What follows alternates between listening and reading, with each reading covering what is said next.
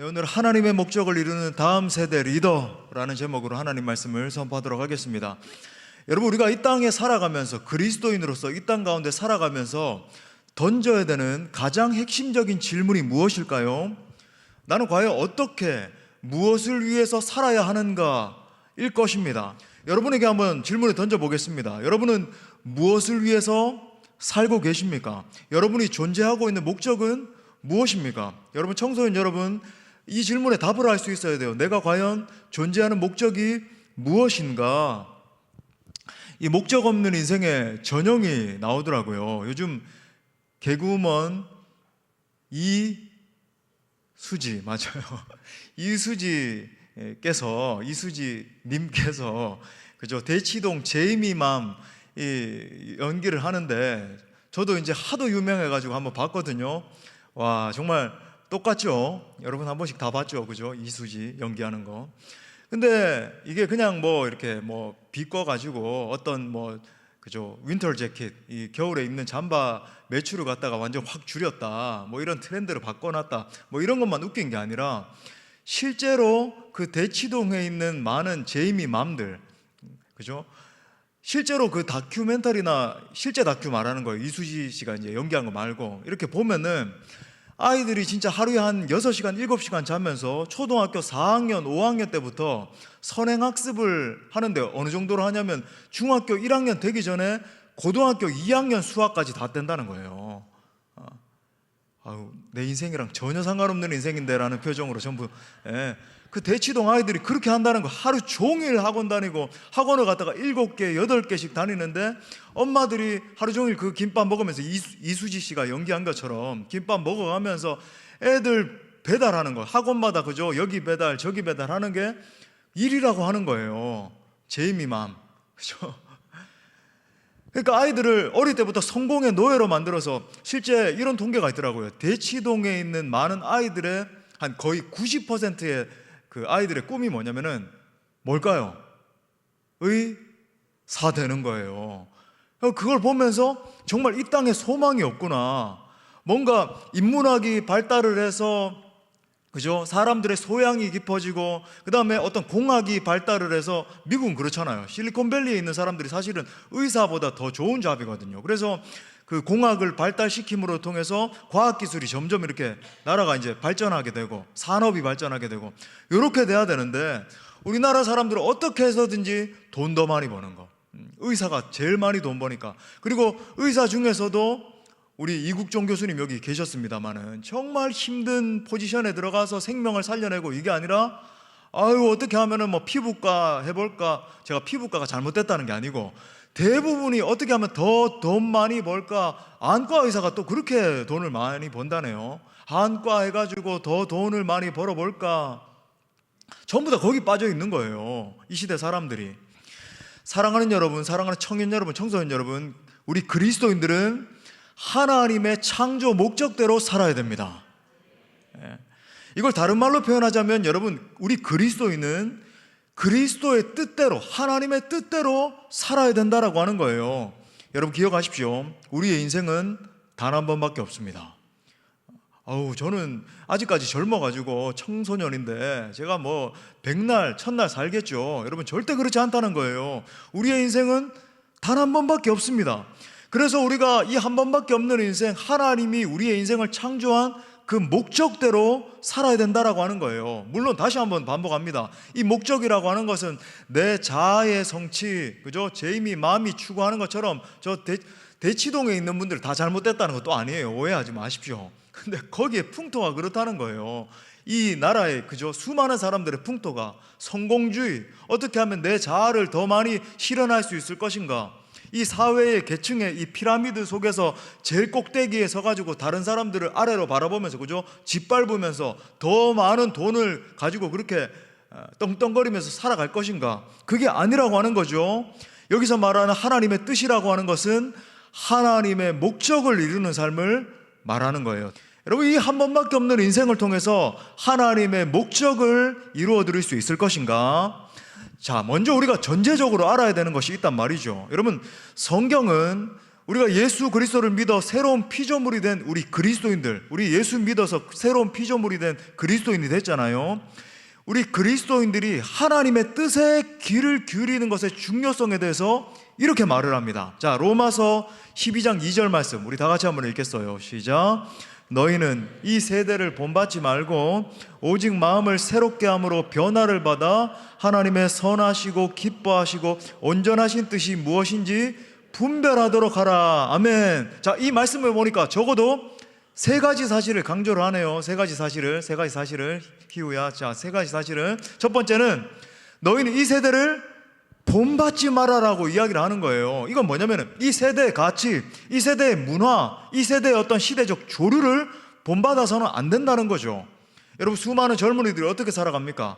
아유, 이제는 뭐 안 돼. 옛날에 우리나라가 막 성장하고 이런 시대에는 뭐 인생이 조금만 열심히 해도 잘 됐는데 이제는 안 된대. 펑펑 살자, 욜로. 그죠? 한번 you only live once 그래가지고 한번 사는 인생 마음대로 살아보자. 아니면은 철저하게 자기중심주의적인 가치, 다른 사람을 향해서 이타적으로 살아가고 다른 사람을 향해서 손을 내밀어서 세워주는 삶을 살아가고, 이게 아니라 내 중심, 어떻게 하면 내 자아를 실현하고, 그죠? 내 성공, 물질주의적인 가치에 편승해서 살아갈 것인가? 또는 이 세상 수많은 이 미디어 속에서 쏟아져 나오는 것처럼 음란의 문화, 그죠? 막 이 중독적인 문화, 사탄적인 문화 속에 편승을 해서 아이고 그냥 내 이 세상의 중독에 완전히 빠져서 내 멋대로 내 마음대로 살아가지, 이걸 거부해야 된다는 거예요. 할렐루야. 여러분, 만약에 여러분이 이 세상에 취해서 살아가게 되면, 이 한 번밖에 없는 인생 취해서 살아가게 되면 어떤 일이 발생할까요?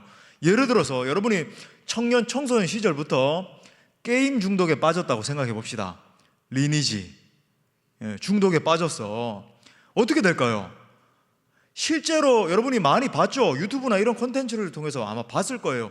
이 게임을 통해서 도파민 분비가 강제적으로 되는 게 어릴 때부터 학습이 되다 보니까 실제로 뇌가 다 망가져요.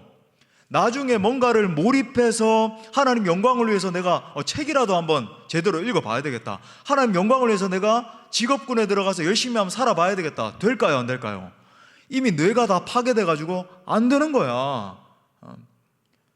그죠? 만약에 여러분이 음악적인 중독, 성적인 중독, 마약 중독, 뭐 마약은 뭐 더 그렇겠지만은 빠졌다라고 생각해 봅시다. 여러분이 하나님의 창조 목적대로 살 수 있을까요? 천만에 살 수 없죠. 이렇게 되는 거예요. 보십시오. 만약에 여러분이 이 세상의 조류에, 이 세상의 가치에 빠져서 살게 되면 하나님이 여러분에게 두신 이 총명이 있다고요. 하나님이 우리 인간을 창조하시면서 하나님의 영광을 추구하라고 주신 이 펀더멘털한 이 총명이 있다고요. 근데 이 총명이 이 중독적인 성향 때문에 점점 흐려지기 시작하면서 나중에는 종국에는 하나님의 뜻을 분별하지 못하게 됩니다. 여기서 주님의 기뻐하시고 온전하신 뜻이 무엇인지 분별하도록 하라, discerning 해라, 그죠? 분별력을, discernment를 이야기하고 있거든요. 이 분별력이 흐려지기 시작한다라고 하는 거예요. 그 결과 하나님이 우리에게 주신 이 소중한 삶을 점점 허비하게 되고, 그죠? 점점 여러분의 인생은 더 끔찍한 죄악으로 치닫게 돼서 나중에 성경에 나오는 것처럼 사탄의 종노릇 하다가 끝나는 거예요. 반대로 여러분, 이 성령 충만함을 받는다라고 하는 것, 그죠? 우리가 하나님의 영에 충만케 된다라고 하는 것은 영적인 의미에서 중독제가 아니라 자극제가 되죠. 무슨 말인가? 여러분, 성령님은 우리 가운데 임하셔서, 그죠? 점점 우리의 심령에서부터 하나님을 더 기쁘시게 해드릴 수 있도록 영적인 동력을 제공해 주시고 지혜를 주시고 청명을 주시고 능력을 부어 주시는 거예요. 이것에 대해서 제가 이제 조금 이따가 설명을 드리겠습니다. 자, 두 번째 뭐래요? 자, 로마서 12장 2절에 보니까 오직 마음을 새롭게 함으로 뭘 받으래요? 변화를 받아야 된다. 여기서 말하는 변화는 단순히 change의 개념이 아니라 transformation을 쓰고 있어요. transform. 여러분, 우리의 마음을, 여러분의 마음을 근본적으로 변화시킬 수 있는 유일한 게 뭔지 아십니까? 바로 예수 그리스도의 복음입니다. 이 세상에 어떠한 가치가 여러분의 마음을 변화시킬 수 있는 게 아니에요. 이렇게 생각하는 지체가 있을 수 있어요. 목사님, 제가 이번에 수련회 참석했습니다. 그리고 예전에도 수련회 참석해 본 적이 있어요. 제가 무릎을 꿇고 약간 이렇게 감동이 돼서 울기도 해보고 결단도 해보고 했는데 안 되었습니다. 제 삶이 바뀌지 않았습니다. 왜 그렇게 바뀌지 않는가? 복음을 경험하지 못해서 그런 거예요.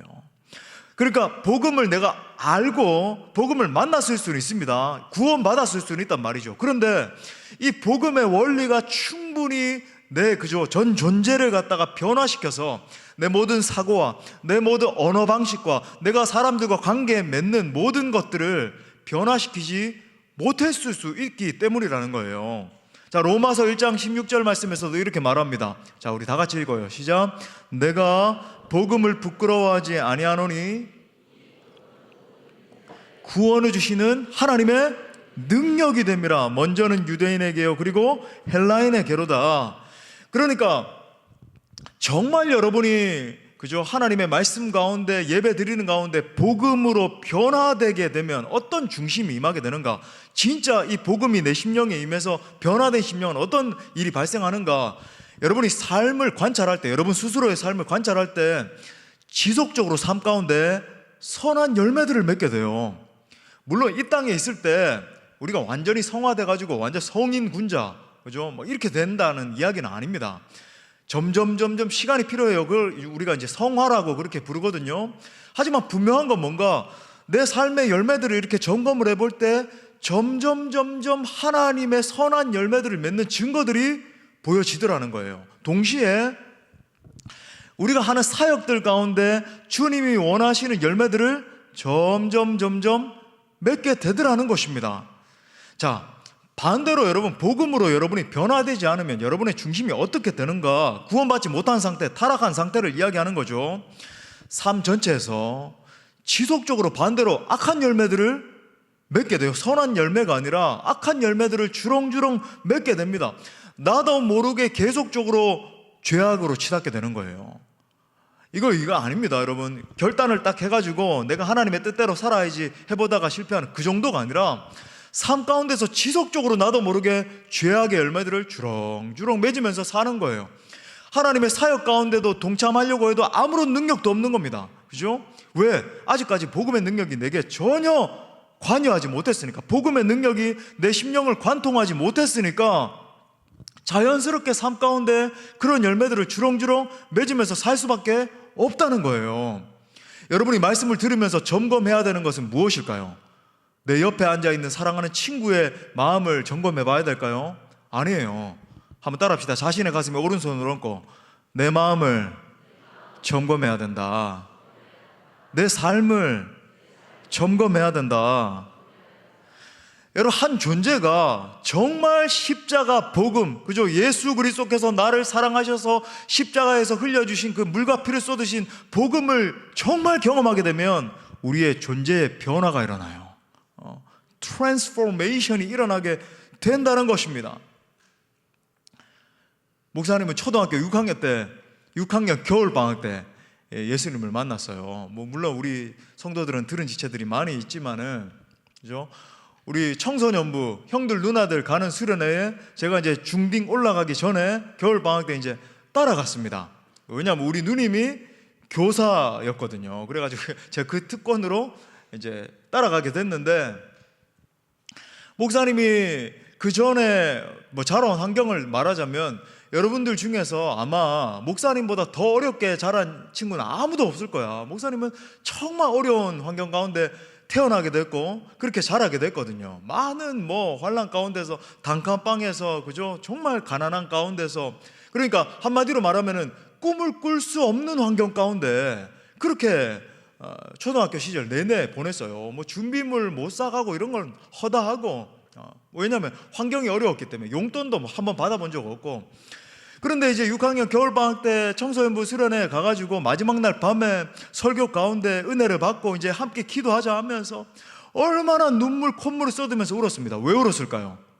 1번, 너무 하품이 나서, 너무 졸려가지고 깊은 임재 가운데 들어가가지고 막 눈물을 흘렸다. 2번, 너무 큰 은혜가 느껴져서. 뭘까? 몇 번일까요? 송현아, 몇 번일까요? 2번이겠죠 당연히. 갑자기 이 목사님의 마음 가운데, 그때는 목사님 아니었겠죠, 초등학교 초6 때 예수 그리스도의 십자가 사랑이 막 느껴지면서, 근데 이 어린 마음에 하나밖에 생각이 안 되는 거예요. 뭐냐면 저 십자가는 날 위해서, 나의 죄악 때문에 흘려주신 피다, 그 보혈이다. 그 사실이 막 믿어지기 시작하고, 그죠? 내게 막 가슴에 파도처럼 밀려오니까 눈물 콧물이 쏟아지는데, 그 당시에 우리 누님이 저한테 이제 아디다스 최신상 파카, 그 당시에는 잘 나갔거든요, 아디다스 파카, 딱 사줬는데 완전히 눈물 콧물이 쏟아지는데요, 이 목사님의 팔에 범벅이 될 정도로 이 눈물 콧물이, 여러분 콧물 부으심의 역사라고 들어봤나요? 목사님은 막 눈물이 나면 콧물도 막 그렇게 나더라고. 막 콧물이 시계추처럼 막 덜렁덜렁거릴 정도로, 그 알잖아요, 그죠? 막 은혜 받으면 막 쭉 이렇게 되는 거, 피자처럼 이렇게. 좋아요. 상상이 되죠. 근데 막 그죠? 휴지도 없어. 누가 휴지를 갖다 주겠어? 다 같이 기도를 하고 있는데, 막 그렇게 기도하고 있는데 목사님의 입술에서 뭐 이상한 말이 나오는 거예요. 내가 혀를 붙잡았어요. 실제로 내가 이상한, 혀가 막 말려가서 이상한 말이 막 나오길래 내 혀를 막 붙잡았어. 뭘까요? 방언이 막 터진 거예요. 그래가지고 회개하면서 제 이 머릿속으로는 계속, 하나님 저는 죄인입니다, 예수님의 그 십자가의 사랑이 막 파도처럼 밀려오니까 저 십자가가 날 위해서 흘려주신 엄청난 보혈의 공로, 그죠? 엄청난 십자가의 은혜이십니다, 막 고백을 하면서 기도를 하고, 입으로는 이상한 말이 계속 나오고, 그렇게 해서 기도회가 한, 그죠? 9시 반, 뭐 10시 채 안 돼가지고 막 말씀 듣고, 그 전에, 그죠? 시작된 기도회였는데, 제가 정신을 차리고 눈을 딱 떴는데 몇 시였을까요? 새벽 2시 반이었습니다. 전원이 한, 그 당시에 100명 정도가 있었거든요. 다 내려가서 자고 있고, 그 현장에 저 혼자 남아가지고 저 혼자 그러고 있었던 거예요. 저는 몰랐어요. 다 내려갔는지도 모르고 2시 반까지 막 혼자 울면서 초6이. 그래가지고 제가 내려가가지고 한 1시간쯤 잤을까요? 그 다음에 이제 4시 반인가 또 기상시켜가지고 새벽 5시에 새벽 기도를 했거든요. 그리고 이제 말씀을 들었는데 너무 이제 피곤하니까 무슨 말씀을 들었는지 아무튼 막 졸리는 가운데 듣고는 또 기도 시간이 됐는데, 또 제 혀가 막 이렇게 말려가면서 이상한 말이 막 나오는 거죠. 제가 아직도 잊어먹지 않아요. 옆에 있는 어떤 누님이 제 옆구리를 갖다가 쿡쿡 찌르면서, 재영아 너 그런 거 가지고 장난치는 거 아니야. 저는 그 얘기한 게 아직도 생생해요. 저는 여기 있었고 그 누님이 제 옆에 여기 있었거든요. 쿡쿡 찌르면서 그런 거 가지고 장난치는 거 아니야, 난 장난치는 거 아닌데. 그때도 새벽에 얼마나 막 울면서 그렇게 기도하고, 그리고 이제 마지막 모든 집회를 마치고 내려오는데 진짜 제 영안이 열려가지고 나무를 쳐다보고 막 산을 바라보는데, 나무가 이렇게 흐느흐느 하는 게 하나님을 찬양하고 있더라고요. 그냥 제가 과장이 아니고 어떤 시적으로 그렇게 표현한 게 아니고, 정말 제가 영의 눈을 떠서 새들이 지저귀는 걸 보니까 온 천지 만물의 새들이 막 하나님을 찬양하고, 그죠? 그 당시에 제일 잘 나가던, 여러분이 한번 봤죠? 소리엘, 그죠? 그 소리엘 지명현 목사님이 부른, 지명현 목사님 이렇게 부르잖아요. 오 나의 이 기쁨, 이렇게 부르잖아요, 그죠? 그 성악 발성으로 오 나의 참 소망, 내 안에 계신 하나님, 이 찬양을 막 듣는데 고속버스 안에서 제가 얼마나 또 막 펑펑 울고 그렇게 했어요. 근데 제가 왜 이런 간증을 하는가, 제가 예수님을 뜨겁게 만나고 나니까, 제가 말했잖아요, 저는 꿈꿀 수 없는 환경 가운데 태어나고 자랐어요. 제가 가지고 있는 환경 가운데서 제가 만나고, 그죠? 공부하고 이런 환경 가운데서 과연 미래를 향해서 어떤 비전을 품을 수 있다, 꿈을 가지고 내가 어떤 사람이 돼야 되겠다, 도무지 꿈꿀 수 없는 환경 가운데 있었는데 제 마음 가운데 꿈이 임하더라고요. 하나님이 주신 비전이 임하는 거예요. 내 한 번밖에 없는 인생을 하나님의 영광을 위해서 드리겠다. 하나님, 내가 지금은 아무것도 없는 환경 가운데 있지만 하나님 나를 사용하여 주옵소서. 이 꿈이 임하기 시작하니까 공부하는 태도가 달라지고, 사람들과 관계 맺는 태도가 달라지고, 목사님이 뭐 중등부 회장, 청소년부 이렇게 하면서도 회장으로도 섬기고 하면서, 제가 우리 그 사역자분이 먼저 이야기한 것도 아니고, 제가 중학교 때부터 전도 집회를 기획을 했어요. 그래가지고 전도 집회를 한번 하면은 우리 부서가 한 30명, 40명 이렇게 될 때, 전도 집회 때 그 당시에 70명, 80명씩 왔어요. 그리고 이제 목사님이 학교 다닐 때, 중학교, 고등학교 때 모든 전교생이 목사님이 예수님 믿는 거 다 알았어요. 왜? 나는 막 복도에서 찬양하고 다녔어. 내가 너와 항상 함께 막 찬양하고 내 영혼이 막 그 밤에 오면서도 그죠? 야간 자율학습 끝나고 홀로 막 길을 걸으면서 좀 무섭기도 하잖아요. 그러면 목사님 막 찬양했어. 할렐루야 찬양하세 내 모든 죄. 막 찬양하고. 여러분, 꿈꿀 수 없는 자가 꿈꾸는 자로 변화되는 거예요. 하나님을 만날 때, 예수 그리스도의 사랑이 폭포수와 같이 내게 임하기 시작할 때, 여러분, 환경을 초월하는 믿음이 임하는 거예요. 할렐루야. 세 번째 뭐라 그래요? 이어서 하나님의 선하시고 기뻐하시고 온전하신 뜻이 무엇인지 분별하도록 하라. discerning 말하는 거죠. 여러분, 하나님의 선하시고 기뻐하시고 온전하신 뜻이 무엇입니까? 여러분, 이런 게 있어요. 하나님의 선하시고 기뻐하시고 온전하신 뜻을 이루는 삶이 있고, 하나님의 선하시고 기뻐하시고 온전하신 뜻을 이루지 못하는 삶이 있어요. 여기서도 보십시오. 여기에 지금 청소년들이 50명이 있다 그러면은 여러분 중에서 정말 하나님의 선하시고 기뻐하시고 온전하신 뜻을 위해서 쓰임받는 인생이 있을 수 있고, 나중에 그렇지 못하는 인생이 있을 수 있어요. 저는 여러분이 정말 하나님의 선하시고 기뻐하시고 온전하신 뜻을 이루는 인생이 될 수 있기를 축복합니다.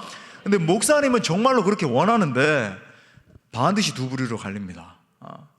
어떤 부류는 안타깝게도, 목사님도 그랬잖아요. 청소년부 시절을 지나오면서 목사님 동기 중에서도 그런 지체들이 있어요. 안타깝게도 똑같이 신앙생활하고, 목사님이 이제 대구 만천중앙교회 출신이거든요. 근데 그 만천중앙교회 청소년부를 통과해 오면서 똑같이 같이 수련회도 가고 똑같이 땀을 흘리면서 뭐 찬양팀도 하고 임원도 하고 똑같이 그죠? 매 예배 때마다 참석해서 그렇게 하나님을 추구했음에도 불구하고 어떤 지체들은 지금 주님 믿지 않아요. 세상으로 갔습니다. 여러분, 그 주님 믿지 않는다는 의미가 뭐죠? 나중에 죽으면 여러분 천국 갈까요? 어디 갈까요? 영원한 지옥 형벌이에요. 물론 하나님이 언젠가 기회를 주셔서 회개하고 돌아오는 영혼도 있을 수 있지만, 그 영혼이 그냥 저렇게 세상으로 떨어졌다 애초부터 주님을 만난 적이 없었던 거지. 여러분, 우리 사랑하는 수원동부교회 청소년 여러분 가운데 그런 지체가 있으면 안 된다는 거예요. 똑같이 신앙생활하고 있는 것처럼 보이는데 어떤 지체들은 주님 믿지 않는 지체도 있다. 어떤 지체들은요, 교회 신앙생활을 하는 것처럼 한 달이는 걸쳐놔서, 그런 친구들 있거든요. 실제로 내 선후배들 중에서 교회는 다녀요. 출석은 겨우겨우 합니다. 그들 가운데 진정한 신앙이 있을까요? 없을까요? 정말 하나님의 영광을 위해서 붙들림 받아서 쓰임받고, 그죠? 하나님의 교회를 위해서 쓰임받고 많은 생명을 살리는 일을 하고 그런 인생을 살아갈 수 있을까요? 없을까요? 아니요. 그냥 뭐 좋은 대기업 들어가고 뭐 좋은 직장 들어가서 떵떵거리면서 사는 사람은 있을 수 있어요. 근데 여러분, 하나님의 능하신 손에 붙들림 받아서 쓰임받지 못하죠. 그가 정말 구원받았는가 못 받았는가 그것도 알 길이 없어. 교회만 왔다 갔다 한다고 여러분, 그건 절대 구원받은 게 아니거든요. 천국 가는 인생이 아니라고 하는 거예요. 반면에 소수예요. 소수. 들으십시오. 여러분, 항상 이런 부류는 소수예요. 정말 하나님의 능하신 손에 붙들림 받아서 아버지 하나님의 영광을 위해서 쓰임받는 인생이 있더라는 것입니다. 여러분, 이거 정말 목사님이 던지는 이 질문을 여러분이 두렵고 떨리는 마음으로 받으셔야 돼요. 똑같이 여기 앉아 있는데 어떤 부류는 세상으로 나가 떨어져요. 어떤 부류는 적당하게 교회에 한 달이 걸치고, 한 달이는 세상에 걸치고 그냥 적당하게 신앙생활하는 부류가 있더라고요. 어떤 부류는 하나님의 손에 붙들림 받아서 쓰임받는 사람이 있어요. 여러분, 그런 인생이 있더라는 거예요. 저는 여러분이 정말 하나님의 능하신 손에 붙들림 받아서 하나님의 뜻을 이루는 사랑하는 모든 청소년들 되시기를 축복합니다. 여러분, 우리가 매 주일마다 외우는 주기도문 속에서도 여러분 그 하나님의 뜻이 드러나잖아요. 여러분, 뭐라 그럽니까? 뜻이 하늘에서 이루어진 것처럼 땅에서도 이루어지다. 여러분, 이 고백이 무슨 고백일까요? 그냥 반복적으로 그렇게 외우는데, 솔비야 왜 손을 그렇게 잡고 있니? 손 놓고 예배를 드려야죠. 지금 손잡고, 친구랑 손잡고 있는 시간 아니죠. 자, 여러분, 이거 하나님 나라의 복음의 원리를 담고 있는 건데 무슨 말인가? 하나님의 뜻이 하늘에서 이루어진 것처럼, 그죠? 나의 삶 속에서도, 내가 실제로 살아가는 삶의 현장 어디입니까? 학교에서도, 내 가정에서도, 내가 나중에 이제 우리 선생님들처럼 직장에 가서도 모든 삶의 현장 가운데 하나님의 통치가 임하기를 원합니다. 이런 기도예요. 여러분, 신앙생활이 이런 게 아닙니다. 교회에서는 하나님을 경외해요. 아유, 나는 찬양팀인데요, 나는 연주자인데요. 그런데 실제 삶의 현장에서는 전혀 하나님을 경외하는 신앙이 없는 거예요. 여러분, 그건 가짜죠. 하나님, 저는 하나님의 뜻을 추구합니다. 나의 생명을 드리니, 그죠? 막 나주님의 기쁨 되기 원하는 찬양도 하고. 근데 실제 여러분의 삶의 현장 가운데, 여러분의 가정에서, 여러분의 직장에서, 그죠? 여러분의 모든 삶의 현장 가운데 하나님을 경외하는 신앙이 결여되어 있어요. 가짜죠. A.W. 토저 목사님이 질문 던진 것처럼 당신은 진짜인가 가짜인가? 가짜인 거예요.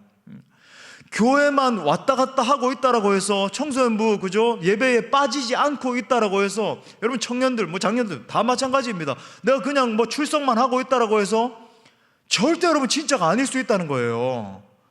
내 심령을 점검해 봐야 된다. 과연 내 삶의 현장 가운데서는 하나님의 뜻을 구현하는 삶을 살고 있는가? 내 중심에는 하나님의 뜻을 이루고자 하는 그런 거룩한 갈망이 있는가? 라는 거죠. 지금 왜 드럼 연습을 하면 어떡해? 오늘 우리 예수님도 이렇게 말씀하시고, 오늘 본문 말씀 요한복음 6장 38절 우리 다 같이 읽겠습니다. 시작. 내가 하늘에서 내려온 것은 뜻을 행하려 함이니라. 아멘. 여러분, 정말 감사한 일이에요. 제가 뭐 이렇게 청소년들 수련회 하면은 뭐 농담도 많이 하고 하는데, 여러분, 제가 이렇게 뭐 집회들이나 청소년 수련회 같은 데 가보면 정말 가슴 아픈 게 뭔지 아세요? 옛날에는 어떤 의미에서 이렇게 했어야 돼요. 수련하면서 왜 핸드폰 보니, 뭘 왜 가면 잡아가지고 왜 그렇게 담배를 피고 있었니, 이런 이렇게 좀 답답한 아이들이 있었거든요. 근데 그게 뭐냐면은, 그런 아이들이 수련회 현장에 와서 울고 불고 변화받고, 그게 사실 수련회였단 말이죠. 여러분, 요즘은 그런 아이들이 없습니다. 이게 뭘 이야기할까요? 와, 할렐루야, 하나님이 은혜 주셔서 그런 아이들이 이제 없고 전부 다 하나님을 경외하는 아이들이 되었군요. 그런 말일까요? 아니에요. 코로나 지나면서 그런 방황하는 아이들조차 완전 다 떨어져 나갔습니다. 이제는 왜 그런 아이들이 거의 없는가? 교회 안에서 자라서, 신앙의 부모 밑에서 자라서 교회 안에서 자란 아이들만 수련회 오기 때문에 여러분, 그런 아이들이 없어진 거예요. 옛날에 그랬잖아요, 그죠? 수련회 같은 데 가면 뭐, 너 왜 담배 피고 있니? 너 왜 뭐 그런 엉뚱한 뭐 사진 보고 있니? 막 이런 문제 애들 데리고 막 꾸지람도 하고. 이게 어떤 의미에서는 좀 뭐 우리의 어떤 뭐 영적인 의무라 그럴까? 또 뭐 기쁨이 되기도 하고, 그 아이들이 변화되고 막 울고불고 하는 거 보면, 여러분, 지금은 아픈 시대예요. 그래서 제가 지금 여러분, 그죠? 왜 날 봐라, 뭐 어떤 의미에서 참 감사한 일이에요. 이런 친구들이 있는 게. 정말 그렇습니다. 여러분, 이 시대가 점점, 여러분, 여호와를 경외하는 청소년들이 없고, 우리 청소년들이 이렇게 한 50여 명 이렇게 모이고 있는데, 정말 청소년부가 사그라들고 있고 그런 시대예요. 여러분, 왜 우리가 신기루와 같이 행복을 쫓아다니고 사람들이 그렇게 쾌락을 추구하고 자기 마음대로 자기 뜻대로 살아가는지 아십니까? 여러분, 예수님이 이 땅 가운데 내려오셔서 하셨던 사역을 공생의 사역이라 그러거든요. 한번 따라해 볼까요? 공생의 사역. 근데 그 예수님이 하셨던 사역을 집약하는, 요약하는 말씀이 있어요. 자, 우리 누가복음 4장 18절부터 19절 말씀. 자, 이게 사실은 이사야 선지자가 이사야 61장에서 예언한 게 이제 예수님의 사역이다. 이걸 갖다가 이사야 선지자가 예언한 게 이제 구현되는 거죠, 예수님을 통해서. 자, 우리 다 같이 한번 읽도록 하겠습니다. 시작. 주의 성령이 내게 임하셨으니 이는 가난한 자에게 복음을 전하게 하시려고 내게 기름을 부으시고 나를 보내사 포로된 자에게 자유를, 눈먼 자에게 다시 보게 함을 전파하며 눌린 자를 자유롭게 하고 주의 은혜를 전파하게 하려 하심이라 하였더라. 아멘. 자, 보십시오.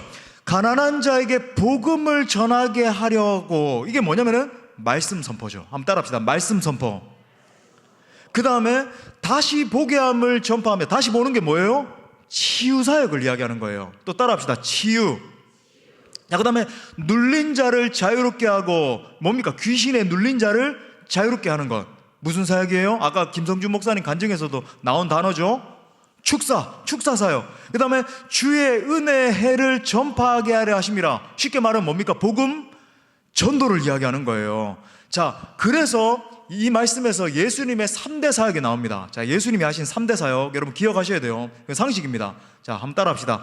말씀 선포, 치유와 축사, 그 다음에 복음 전도. 이 세 가지가 예수님이 공생애 동안에 하셨던 사역의 핵심이라고 하는 거예요. 그리고 예수님이 십자가에 달려 돌아가시면서 다 이루었다라고 하시죠. 예수님의 사역의 최종 종국점은 어디였는가? 바로 십자가. 우리를 위해서 물과 피를 쏟아주신 거죠. 그 십자가 현장이었어요. 자, 그러니까 다른 말로 하면, 목사님 보세요, 여기 중요한 거죠. 하나님의 뜻을 우리의 삶 가운데 이루는 삶을 살기 위해서는 예수님의 이 3대 사역에 집중할 필요가 있다는 거죠. 자, 우리가 이 한 번밖에 없는 인생, 어떻게 하나님의 목적을 이루어드리는 삶을 살 수 있을 것인가? 자, 세 가지 사역이에요. 첫 번째는 말씀 선포의 삶을 사는 것입니다. 한번 따라 합시다. 말씀 선포의 삶. 여러분의 사명에 대해서 이야기하는 거죠. 여러분이 왜 공부하고 있는가? 왜 나중에 직업군에 들어가서 어떤 것을 추구하고 하려고 하는가? 돈 많이 벌려고요. 여러분은 세상에, 저 대치동에서 그죠, 방황하고 있는 아이들과 여러분의 인생은 별반 다를 게 없는 거예요. 예수 믿는 사람의 고백이 아닌 것입니다. 여러분이 만약에 그런 사고를 가지고 있다면, 세상에서 떵떵거리면서 살려고요. 제가 막 50평, 60평 아파트에서 그렇게 막 잘 먹고 잘 살아 보려고요. 내 자녀들한테는 뭐 어느 정도 많이 물려줘야 될 것 아닙니까? 여러분이 만약에 그런 사고방식에 빠져있다고 한다면 여러분 아직 세상의 사람이에요. 전혀 하나님 나라의 원리도 모르고 예수 그리스도의 십자가의 의미도 전혀 알지 못하는 상태에 있는 것이고, 여러분은 주님을 만난 적이 없다라고 해도 무방한 상태에 놓여 있는 거예요. 여러분이 고민하셔야 됩니다. 말씀 선포의 삶이 하나님의 목적을 이루어드리는 첫 번째 삶이라고 한다면 질문하셔야 돼요. 나의 이 남은 인생을 통해서 어떻게 하면 이 하나님의 말씀을 선포하는 삶을 살 수 있을 것인가? 여러분이 나중에 가게 되는 직업군은 다 다를 수 있고, 만나게 되는 사람들, 이루게 되는 가정의 형태도 다를 수 있고, 여러분이 또 나중에 하나님이 주실 만나게 될 자녀들도 다 다를 수 있어요. 그죠? 다 똑같으면 여러분 얼마나 재미없겠어요. 여러분의 자녀가 그죠, 여러분하고 다 똑같이 생겼어. 그러면 정말 끔찍하겠지. 끔찍하겠죠. 근데 다 달라요. 누구도 예측할 수 없어요. 뭐 이런 성격 저런 성격. 근데 그 모든 다양한 삶의 환경을 통해서 여러분이 추구해야 되는 단 한 가지는 말씀을 선포해야 되는 삶이라는 거예요. 여러분이 질문 던지셔야 됩니다.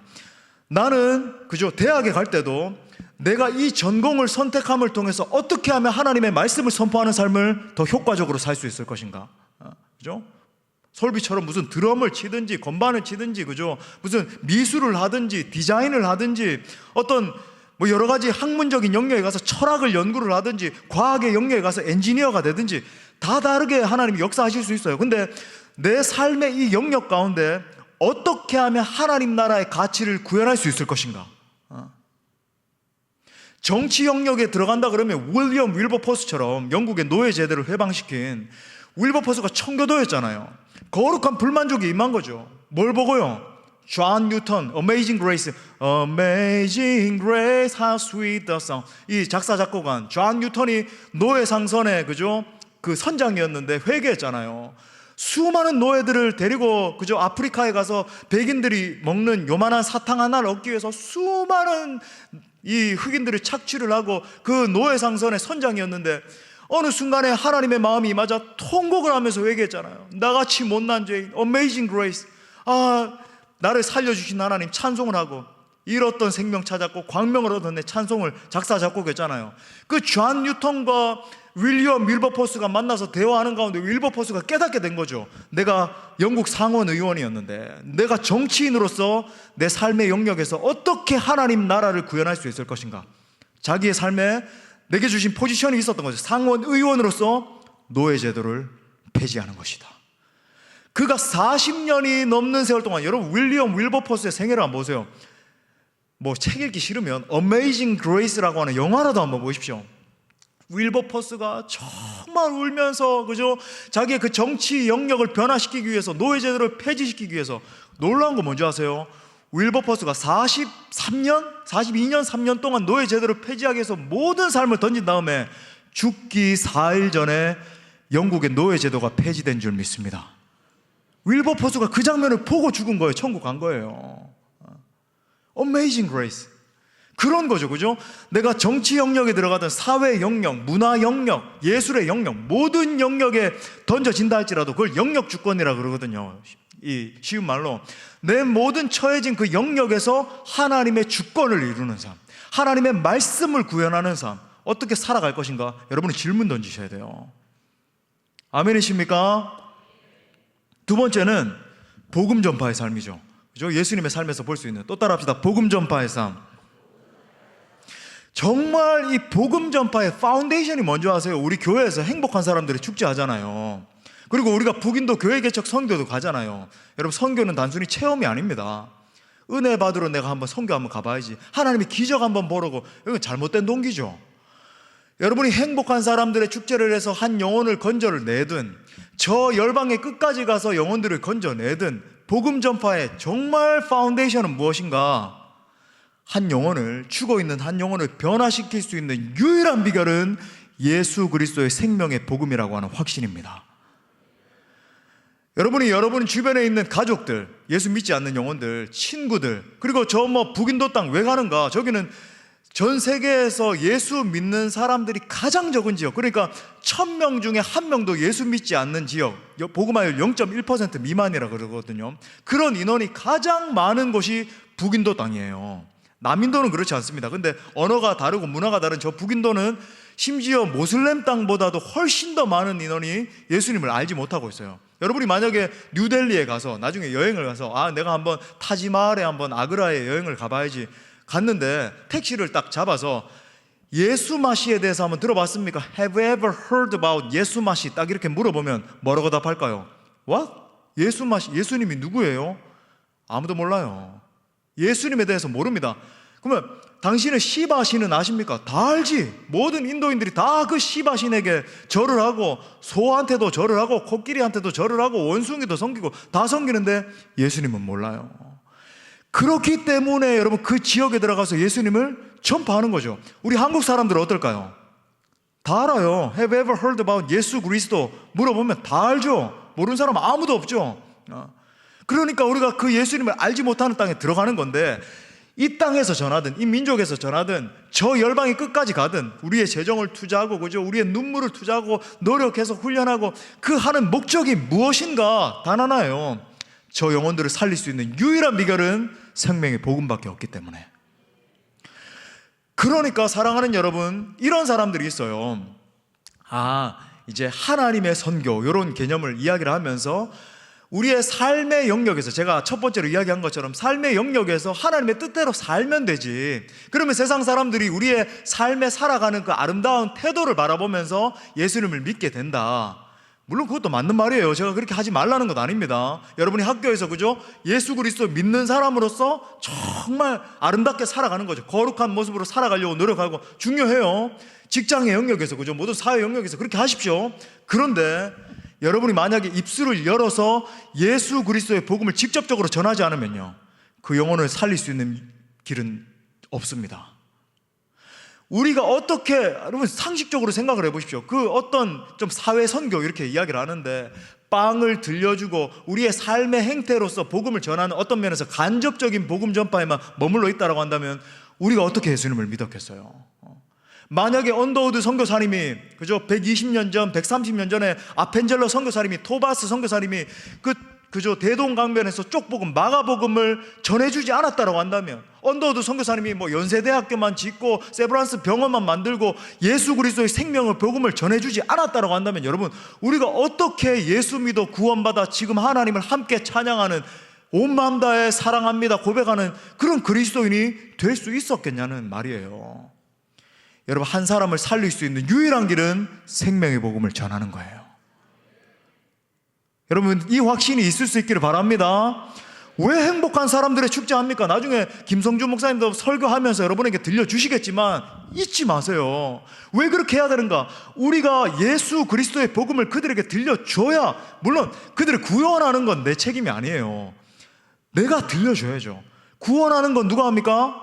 성령님이 하세요. 하나님이 하세요. 할렐루야. 그러니까 내가 정말로 이 예배 전에 와서 복음을 들려주고, 아니면 내가 직접 전할 수도 있겠지만, 그렇게 복음을 들려줬는데 이 영혼이 믿고 구원 받을 수도 있고, 나중에 구원 받을 수도 있고, 영혼이 택함받지 못한 백성이라고 한다면 지옥 형벌로 갈 수도 있어요. 그건 내 책임이 아니야. 근데 주님 분명히 물으세요. 너가 만약에 증거하지 않아서 그 영혼이 듣지 못하고 회개하지 못했다라고 한다면 내가 반드시 그 핏값을 너에게 물으리라. 에스겔에게 들려주셨죠. 네가 말씀을 전하지 않아서 그저 그 영혼이 예수 믿어 구원받지 못했다라고 한다면 나중에, 아유 주님, 나는 열심히 예배팀으로만 섬기다가 왔어요. 복음 한마디 전하지 못했습니다. 아유 주님, 제가 제 직장의 영역에서 열심히 일하고 자녀들 잘 양육했어요. 복음 한마디 전하지 못했습니다. 내가 반드시 그 핏값을 너에게 물으리라 주님 말씀하셨어요. 두렵고 떨림으로 여러분 들어야 된다는 거죠. 복음 전파의 삶을 살 수 있기를 축복합니다. 마지막 세 번째는요, 치유하는 삶이죠. 또 따라합시다. 치유하는 삶. 여러분, 복음의 부재로 말미암아 무너져 있는 영혼을 궁극적으로 치유할 수 있는 것도 예수 그리스도의 복음이에요. 치유예요. 그러니까 이 치유라고 하는 것은 정의의 회복까지 포함되는 겁니다. 제가 말하는 치유라고 하는 것은 이 개인, 우리는 보통 그렇게 생각하잖아요. 아, 내 개인이 이렇게 슬픈 일을 당하면서 자랐어요. 나는 부모님에게 이렇게 학대를 당했어요. 나는 그저 뭐 이렇게 뭐 알코올 중독자 부모님 밑에 자라면서 뭐 이렇게 매를 맞고, 물론 그런 것들도 치유가 필요해요. 제가 그런 것만 뭐 그런 거는 어떤 조금 뭐 저급한 수준이고 이런 거 절대 아닙니다. 그런 것도 필요합니다. 그런데 제가 말하는 치유라고 하는 것은 사회 정의의 구원 차원도 이야기를 드리는 거예요. 이 사회 전체가 주님 앞에 치유될 수 있는 비결, 지금 그렇지 않습니까? 저는 지금 뭐 좌니 우니 이런 이야기 하는 거 아니에요. 지금 우리나라에 지금 수많은 뭐 대학생들, 뭐 여러분도 뭐 그런 대화 학교에서 할 수도 있는데, 수많은 사람들이 갈라져서 서로 싸우고 죽이고 비방하고, 그죠? 남과 북이 나눠져 있고 좌와 우가 나눠져 있고, 그 안에서도 수많은 생각들이 달라서 서로를 비방하고, 그렇게 하는 게 뭐예요? 궁극적으로 이 땅 가운데서 하나님의 샬롬이 떠나가 있다는 것을 보여주는 거예요. 내가 생각하는 정치 철학이 맞는 것이고 이게 아니고, 여러분, 하나님의 샬롬이 떠나니까 사람들이 생각이 다 갈라지기 시작하고 서로 싸우고 죽이고, 그죠? 이 작은 땅 가운데 5천만 명도 이제는 이게 그 밑으로 떨어지기 직전인데, 인구가 요 5천만 명 간당간당한 인구 가운데서 그렇게 죽이고 서로 싸우고 비방하고, 샬롬이 없는, 하나님의 평강이 없는 거예요. 여러분, 하나님의 샬롬이 떠나면 온갖 부재적인 현상들이 우리의 인생에서 일어납니다. 여러분의 인생에서도 그런 거예요. 나는 왜 이렇게 아픈가? 내 심령은 왜 이렇게 상하는가? 나는 왜 이렇게 소망이 없는가? 하나님의 샬롬이 없기 때문에 그런 거예요. 사회도 마찬가지입니다. 하나님의 평강이 떠난 사회에는요, 감사가 없어요. 기쁨이 없어요. 싸움과 다툼과 유린과 부재적인 현상들이 속출하기 시작하는 거죠. 한번 따라합시다. 이 사회를 진정으로 치유할 수 있는 것은 복음밖에 없다. 할렐루야. 그 다음에 자기 자신의 심령에 한번 손을 얹고 또 따라합시다. 내 무너진 심령을 치유할 수 있는 것은 예수 그리스도밖에 없다. 할렐루야. 여러분이 오늘 이 밤에 나오셔서 이 말씀을 들으면서, 그죠? 하나님의 말씀을 청종하고 귀를 기울이고 주의 말씀을 향해서 달려나가는 이유가 뭡니까? 하나님이 여러분을 터치하실 때 여러분의 심령에 상처가 떠나가기 때문에. 아마 울고 있는 지체들이 있을 수 있어요. 제가 말하지 못하지만 저는 너무나 마음이 상해 있습니다. 성적인 학대를 당하고, 그죠? 정신적으로 학대를 당하고, 학교에서 친구들로부터 왕따를 당해가지고 린치를 당해가지고 저는 너무너무 힘든 경험을 한 적이 있습니다. 우리 선생님들 가운데서도 그런 간증하는 분들이 계시거든요. 학교 다닐 때 막 불링을 너무 심하게 당하고 막 매를 맞고 해가지고 너무너무 큰 상처 가운데 있었습니다. 그런 지체들이 있을 수 있어요. 여러분의 마음을 진짜 치유할 수 있는 분은 예수 그리스도밖에 없습니다. 여러분이 예수님 만나면요, 여러분의 상처가 떠나가요. 그러니까 목사님처럼 너무너무 어려운 환경 가운데, 꿈을 꿀 수 없는 환경 가운데 자란다 할지라도 예수 그리스도의 생명의 빛이 여러분에게 임하기 시작할 때 새 소망이 생긴다니까요. 예전에는 이 상처 때문에 도무지 내가 삶을 살 수 없을 것 같습니다. 그렇게 이야기하잖아. 이번 생은 망했다. 그럼 친구들, 이번 생은 망했다. 나는 왜 태어났니? 공부도 못하고 상처도 투성이고 아무것도 못하고 이번 생은 망했다. 그게 아니에요. 예수 그리스도의 생명의 빛이, 복음의 빛이 여러분에게 비추어지기 시작할 때 상처가 떠나가는 줄 믿습니다. 더 나아가서도 여러분, 부재한 이 사회에 어떻게 하면 궁극적으로 치유시킬 수 있을 것인가. 북인도 땅도 아까 박소혜 간사님 간증할 때 그러죠. 이게 1년 1년 달라요. 정말 놀라운 건 뭐냐면 그 북인도 땅에 처음 복음을 들고 들어간 게, 물론 썬다싱이 펀잡 땅에 옛날에 그죠, 100년도 더 전에 들고 들어가서 복음을 전파했지만 이제 사라졌어요. 썬다싱의 영향 때문에 모태신앙들이 가끔, 전 처음 봤습니다. 지금 6번째 이렇게 왔다 갔다 하면서 이번에 자기가 모태신앙이라는 거예요. 전 깨달았죠. 썬다싱의 영향이 있구나. 복음을 전했기 때문에 그죠, 지금 몇십 년 동안 이어져 내려오는. 근데 거의 없어요. 그런 사람이 간혹 제가 처음으로 본 그런 사람이 있었습니다만은 대부분은 그렇지 않습니다. 그런데 여러분, 놀라운 건 뭔지 아세요? 지난 15년 사이에 처음으로 복음이 들어가기 시작했는데 사역자만, 그 안수받은 목회자만 600명 이상이 세워지고, 그냥 일반 사역자들 있잖아요. 뭐 간사님이나 전도사님 이런 개념, 사역자는 2,000명이 넘었습니다. 사역자만. 그리고 지금까지 복음이 실제 통계적으로 해서 모든 그 북인도 전역에 사역자가 세워져서 계속 전화가 있거든요. 2천만 명 이상에게 복음이 전파된 줄 믿습니다. 이번에 우리가 들어가가지고 복음을 전한 인원만 해도 지금은 이제 옛날만큼은 많이 전하지 못해요. 왜냐하면 원체 지금 모디 정권 이 독재자가 들어서가지고 핍박이 심해지다 보니까. 근데 여러분, 많게는 이번에도 막 한 마을에 보니까 막 50몇 명, 60몇 명 모여서, 제가 사역했었던 맨 마지막 마을에는 아마 우리 간증하는 지체가 있을 수 있는데, 놀랍게도 51명이 동시에 세례받는 역사가 일어났어요. 51명이 한 마을에서만. 북인도에서는 그런 일이 일어납니다. 집단적으로 예수님을 믿기로 작정하고 그죠, 이렇게 신앙을 고백을 하고, 아무튼 뭐 그렇게 하나님이 역사하고 하기 시작하는 거죠. 그러므로 사랑하는 청소년 여러분, 기억하십시오. 여러분의 때에, 청소년 때에, 청년의 때에 하나님의 말씀을 향해서 달려가십시오. 목사님이 옛날에, 목사님 한 가지 특징이 있었다라고 한다면은 말씀을 그렇게 사모했어요.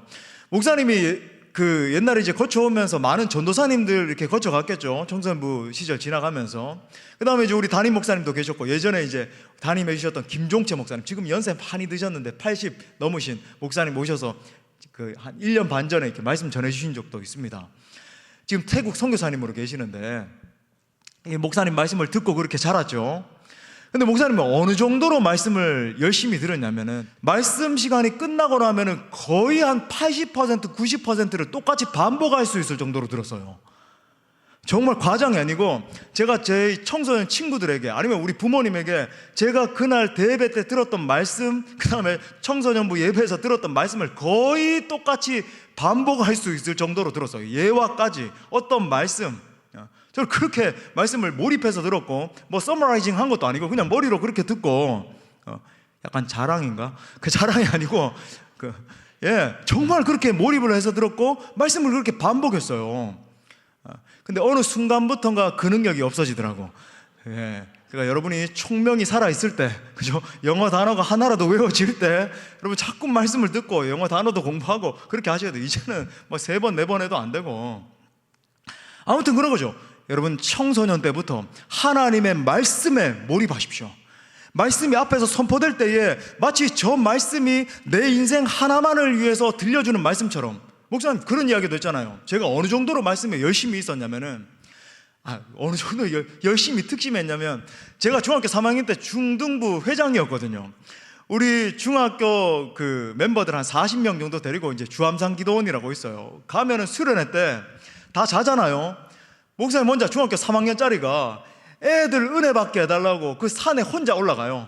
그러면 나무를 붙잡고, 그 당시에 저는 순수해가지고 믿었습니다. 나무 뿌리를 강사 목사님이 그렇게 뽑아야 된다는 거야. 제가 나무를 붙들고 흔들었을까요? 안 흔들었을까요?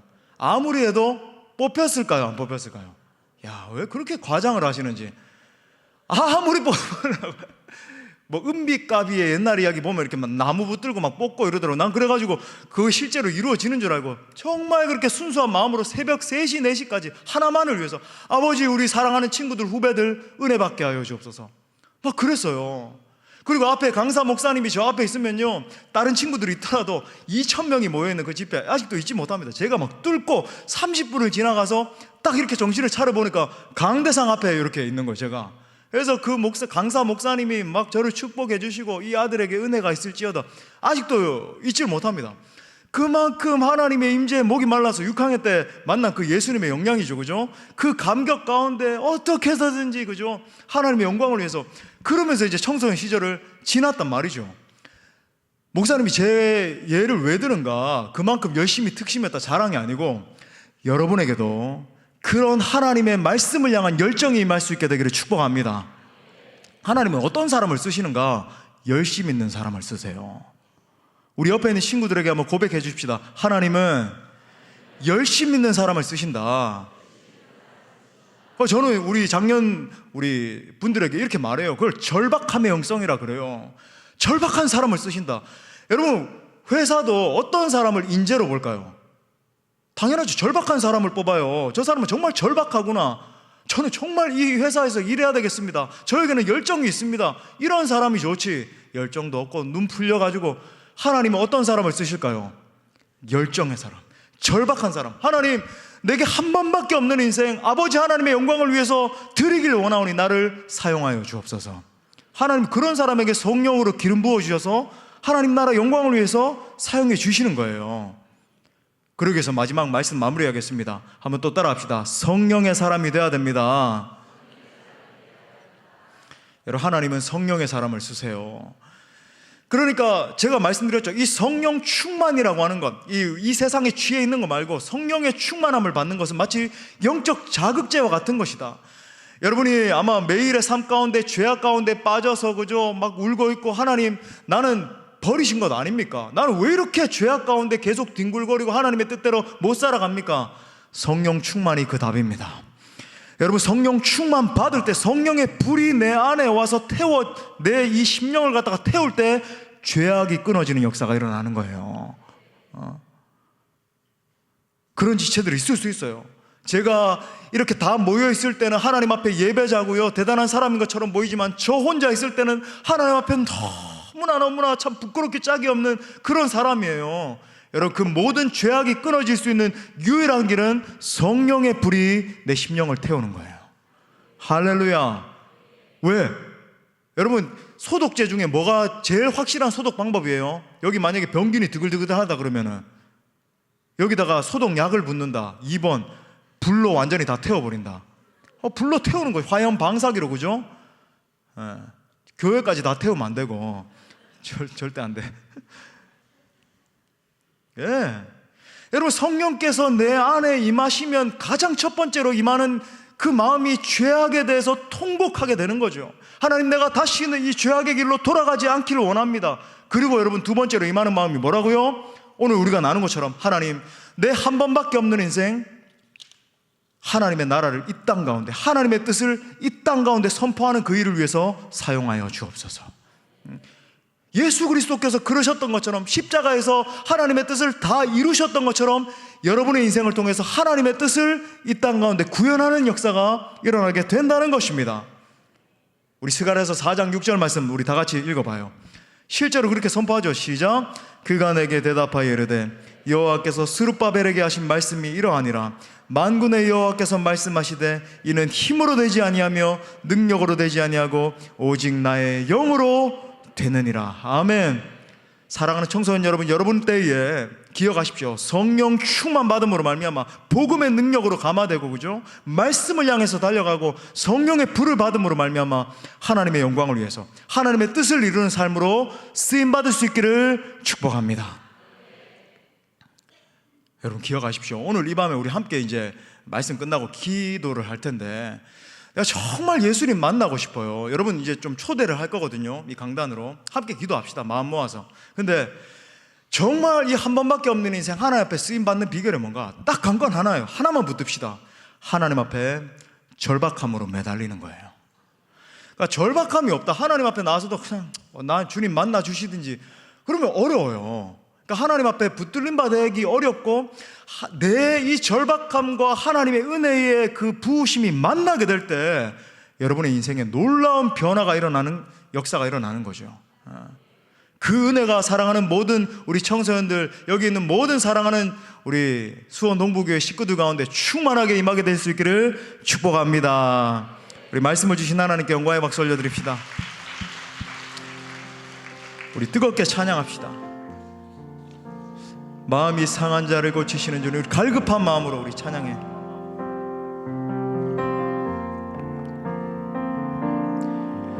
마음이 상한 자를 고치시는 주님, 하늘아버지, 하늘의 아버지, 나 주가 나소서.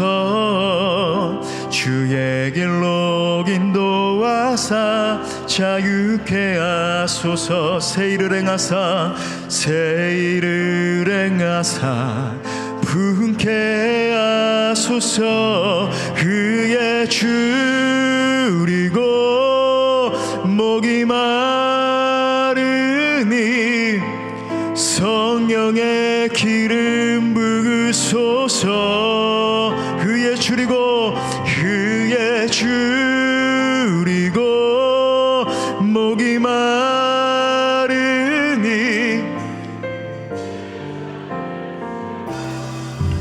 사랑하는 여러분, 이 시간에 우리 청소년들 우리 강단으로 초청하기를 원합니다. 우리 다 올라옵시다. 갈급한 마음으로. 그리고 우리 선생님들도 함께 기도해 주십시오. 함께 올라와서 여러분 주저하지 마시고요. 하나님, 나는 주님 만나기 원합니다. 그런 지체들은 올라오십시오. 목사님 뒤로 여기 다 같이 모입시다. 우리 정말 갈급한 마음으로 무릎을 꿇읍시다. 하나님, 나는 정말 주님 만나길 소원합니다. 어디든 괜찮아요. 앉으십시오. 우리 다시 한 번 더 갈급한 마음으로 주님 바라보면서 우리 찬양합시다. 마음이 상한 자를 괜찮아요. 아무튼 고치시는 주님, 하늘아버지, 하늘의 아버지, 나 주가 나소서. 주의 길로 인도하사 자유케 하소서. 새 일을 행하사 새 일을 분케 하소서. 그게 줄이고 목이 갈급한 마음으로 성령의 길을 부으소. 그의 줄이고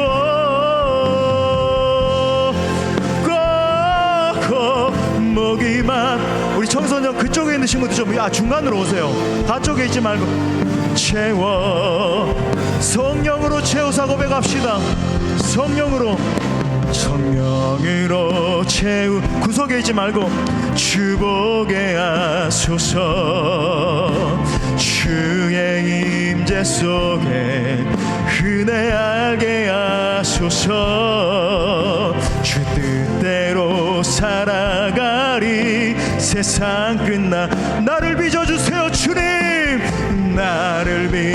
우리 두 손 높이 들고 주님께 새 날려 주소서. 그게 우리 두 손 높이 들고 고백합시다. 목이 성령의 기름 부으소. 그의 줄이고 그리고 목이 흐르니 내 잔을 채워. 의에 줄이고 목마릅니다. 주는 그의 그리고 목이 성령의 기름 부으소. 그의 줄이고 그리고 목이 흐르니 내 잔을. 사랑하는 성도 여러분, 사랑하는 청소년 여러분, 목사님이 아까 이야기했죠. 인생은 반드시 갈라지게 돼 있어요. 전 그러기를 원치 않지만 여기에 있는 인생들도 갈라지더라고요. 어떤 인생들은 세상으로 그냥 내 욕망만을 위해서 내 마음대로 내 뜻대로 살아가는 인생으로 전락하는가 한반, 정말 소수의 사람들, 하나님의 남은 자들은 하나님의 능하신 손에 붙들림 받아서 쓰임받는 인생 살더라고요.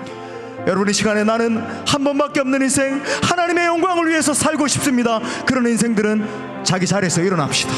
결단하는 마음으로, 하나님, 나는 이 한 번밖에 없는 인생 정말 하나님의 영광을 위해서 살고 싶습니다. 그런 인생들은 두 손을 높이 듭시다. 하나님의 임재 앞에, 여러분 다른 거 쳐다볼 것 없어요. 하나님 앞에 두 손을 높이 들고 우리 함께 기도합시다. 우리 성도님들은 우리 청소년들을 위해서 기도하시고, 주님, 내 한 번밖에 없는 인생 하나님의 뜻과 하나님의 영광을 위해서 사용하여 주옵소서.